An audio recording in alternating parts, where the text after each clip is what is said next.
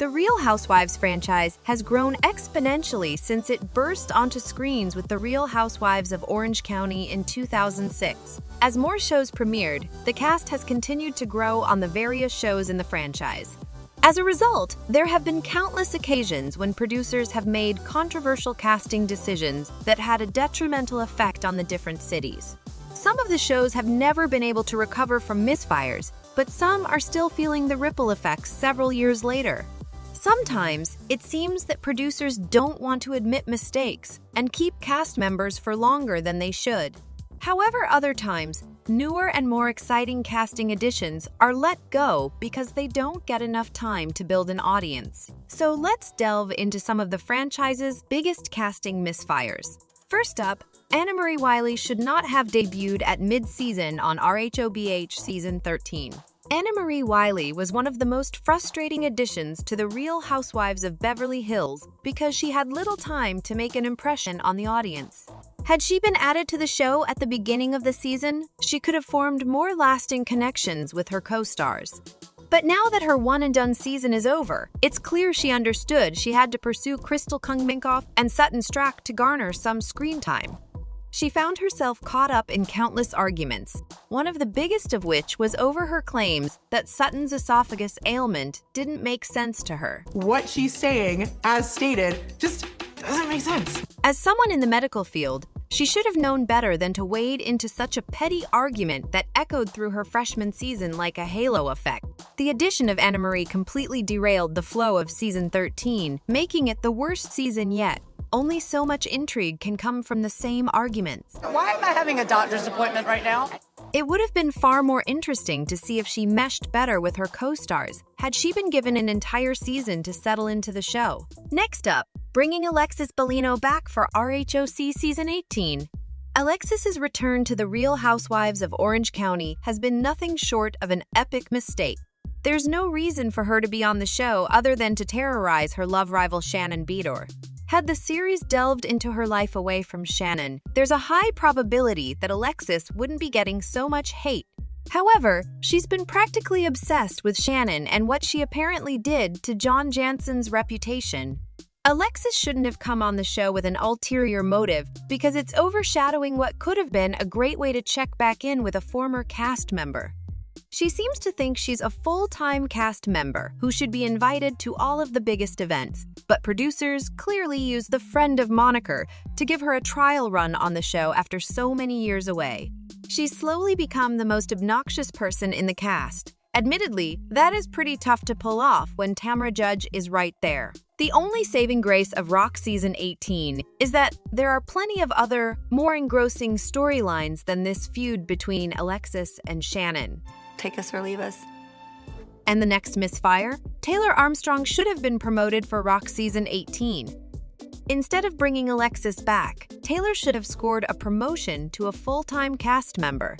She started her journey on RHOBH, but switched cities and showed a new side of herself that resonated with audiences. She was the life of every party and understood how to have conversations in ways that delivered maximum drama.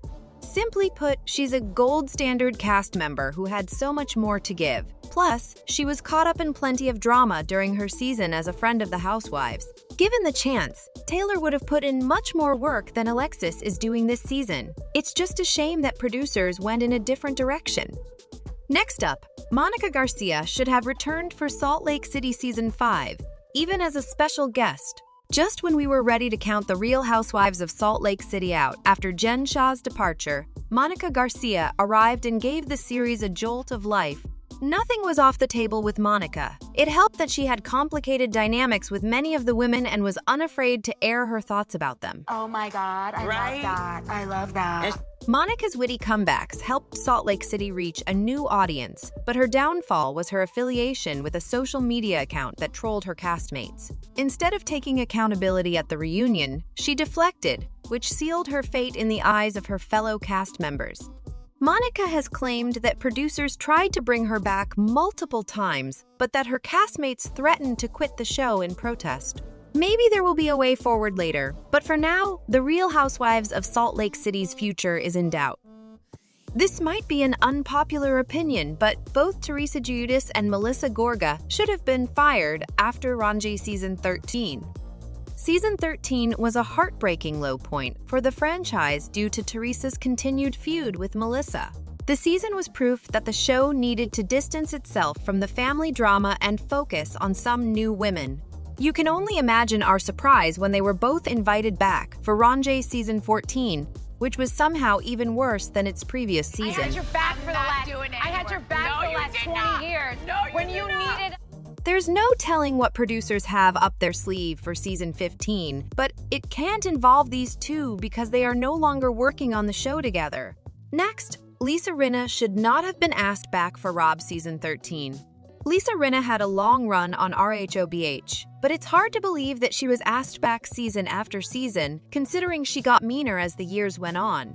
No matter the situation, Lisa had this inane ability to hurl insults at her co-stars, only to get mad when they hurled some back. Do you want me to tell the truth? I'll tell the truth. True. Her undoing was going after Kathy Hilton because, without proof of what happened inside the nightclub in Aspen, Lisa's story was meaningless. The best foot forward would have been for the show to boot Lisa from the cast after season 12 and bounce back with some new faces. For a franchise trying to escape controversial figures, the fact that Lisa received contract renewals yearly is a miracle. And the last misfire, Ramona Singer should have been let go before RHONY season 13. Ramona had a history of problematic behavior on the Real Housewives of New York, but her treatment of Ebony K. Williams was horrifying. She shouldn't have been on season 13 at all, because she had already done so many despicable things that her behavior wasn't even entertaining. Had the show brought in another new full-time housewife and removed Ramona, there's a good chance the infamous reboot would never have happened. The biggest shocker is that Peacock then worked with Ramona on the Real Housewives' Ultimate Girls Trip legacy. Thankfully, it seems that Ramona's time on the small screen is truly over and done with. What other casting misfires do you think ruined an otherwise great season or show? Let us know in the comments. And don't forget to like and subscribe for updates on the Real Housewives franchise and even more reality TV news.